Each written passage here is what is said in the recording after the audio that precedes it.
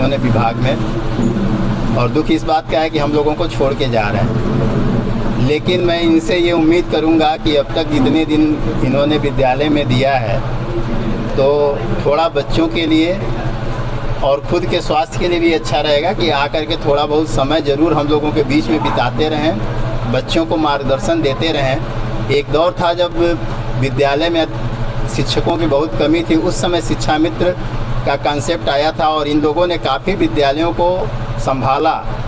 तो जिस तरह से इन्होंने योगदान देके विद्यालयों को संभाला और अब तक जो है प्रगति के पथ पर लाए, तो अभी आगे भी इनका ज़रूरत है। भले ही एक व्यवस्था के तहत रिटायर हो रहे हैं, लेकिन आगे आकर के अब विद्यालय में थोड़ा बहुत सहयोग ज़रूर करते रहें। बाकी मैं इनके उज्जवल भविष्य की कामना करता हूं कि आगे इनका स्वस्थ रहें, सुखी रहें, संपन्न रहें।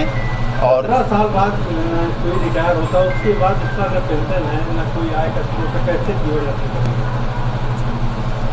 देखिए, ये तो एक व्यवस्था है और उस व्यवस्था के तहत अब जो नियुक्ति हुई थी, नियुक्ति में ही ये बाध्यता थी कि ये चीज़ें बिल्कुल समस्याग्रस्त तो है ही है कि समस्या में है जब नौकरी में पेंशन न रह जाए। लेकिन नौकरी करते समय ही इन सबको ये पता था कि इसमें कुछ भी ऐसा होना नहीं है कि रिटायर होने के बाद कुछ मिले, तो ये तो पहले से ही ज्ञात था।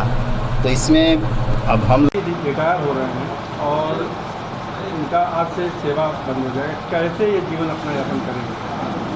अब यही तो जो है प्रश्न है राम सहाय जी के लिए और आने वाले दिन में अन्य शिक्षा मित्रों के सेवानिवृत्ति पर, क्योंकि बहुत सारे शिक्षा मित्र अब जो है इस साल से रिटायर हो रहे हैं। अभी बनकटी में कुछ साथी हमारे रिटायर हुए हैं, कुदराहा में रिटायर हुए हैं, अब विक्रम ज्योत में एक लोग रिटायर हुए हैं। तो ये अच्छा प्रश्न है कि कैसे इनका जो है रोजी रोटी चलेगा, कैसे इनके जो है दवा के इंतज़ाम होगा, कैसे इनके जो है बच्चों की शिक्षा का इंतज़ाम होगा, कैसे इनका जीविकोपार्जन होगा। अगर आदमी जो है हमारा मुख्य प्रश्न यह है कि 10,000 रुपये हम मान दे पाते हैं और वह भी जो है साल में 11 महीने, उस 10,000 रुपये में हम क्या बचत कर पाए होंगे? कुछ नहीं। जो है हमारा जो है दवा का ही नहीं, सब्जी का नहीं, कुछ भी नहीं इंतजाम हो पाता था उसमें, तो हम बचत ही क्या कर पाए होंगे? जो लोग ये अब तमाम ये कह रहे हैं कि पेंशन किसी की नहीं है, तो पेंशन अगर किसी का नहीं है तो वह जो है एनपीएस में कटा रहा, कुछ तो उसको रिटायरमेंट में मिल रहा है, जो है कुछ तो अपना वो बचत कर रहा है, कुछ एफडी किया होगा या अन्य चीज़ में बचत किया होगा। लेकिन हमारे शिक्षा मित्र साथी 10,000 में वो अपना जो है पेट पाल लें, वह भी कठिन है। कैसे जीवन यापन करेंगे आगे? अब यह तो जो है ईश्वर मालिक है, यह जाने, ये तो भगवान के भरोसे छोड़ा गया है ना कि हम आपके पास जो है 25 साल की सेवा की, आपके मालिक थे हमारे, सरकार हमारा जो है सरकार की हमने विद्यालय में सेवा की, बच्चों को आगे वाली पीढ़ी को तैयार किया। प्रश्न वही है कि जिस विद्यालय में हमने पढ़ाया उसी विद्यालय में अध्यापक भी पढ़ा रहे हैं, हम भी वही जो है कक्षा 1, 2, 3, 4, 5 को पढ़ा रहे हैं। जी क्या समस्या है, क्या कहेंगे? देखिए, जहाँ तक समस्या की बात है, राम सहाय जी प्राथमिक विद्यालय दुभरा चौबे विकास क्षेत्र बहादुरपुर के बहुत ही कर्तव्यनिष्ठ और पंक्चुअल शिक्षा मित्र रहे हैं। समय से विद्यालय पर रहना, अध्यापन करना, बच्चों को सहेजना इन्होंने किया है। एक आदर्श अध्यापक की भूमिका इन्होंने निभाई है। लेकिन आज शिक्षा मित्र समाज और इनका दुर्भाग्य है कि ये रिटायर हो गए और बीच सत्र में इनको रिटायर कर दिया गया। सरकार की और बेसिक शिक्षा परिषद की सबसे बड़ी गलती ये है कि बीच सत्र में बेसिक शिक्षा परिषद या माध्यमिक शिक्षा परिषद या उच्च शिक्षा में कोई अध्यापक रिटायर नहीं होता है, लेकिन शिक्षा मित्र को बीच सत्र में रिटायर किया जा रहा है। ये बहुत ही मतलब आप समझिए कि दर्द भरी बात है। इस चीज़ का संज्ञान माननीय सुप्रीम कोर्ट को लेना चाहिए, उच्च न्यायालय को लेना चाहिए और प्रदेश के अगुवा और प्रदेश के यशस्वी मुख्यमंत्री माननीय योगी आदित्यनाथ को लेना चाहिए।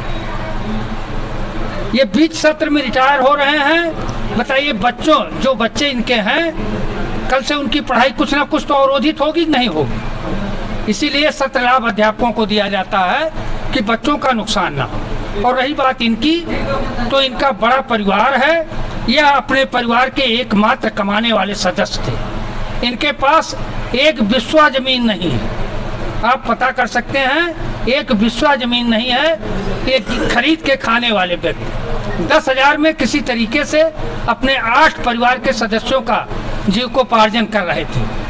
लेकिन अब आज के बाद इनको जो 10,000 महीना मिलता था वो भी मिलना बंद हो गया। अगर सरकार मानदेय बढ़ाने को कह रही है, कैशलेस कह रही है, तो इसी समय आपके चैनल के माध्यम से मैं माननीय योगी आदित्यनाथ जी का, माननीय नरेंद्र मोदी जी से मतलब निवेदन करूंगा, हाथ जोड़ के निवेदन करूंगा कि जो शिक्षा मित्र हमारे रिटायर हो रहे हैं साथी, उनको कम से कम 10 लाख रुपए एक मुफ्त राशि दिया जाए।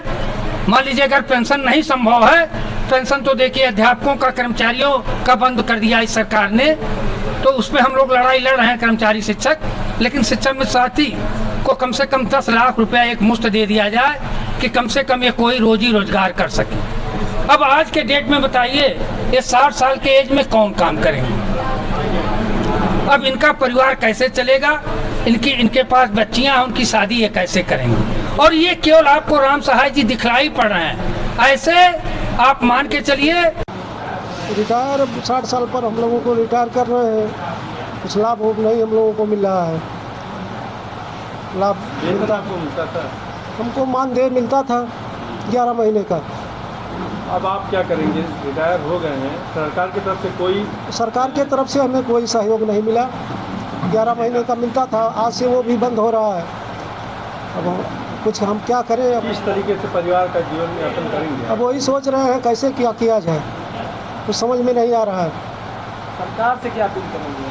अब सरकार से हम क्या कहें, सरकार खुद जान रही है। अपने शिक्षा मित्रों भाइयों के लिए आगे सरकार से क्या अपील करना चाह रहे हैं?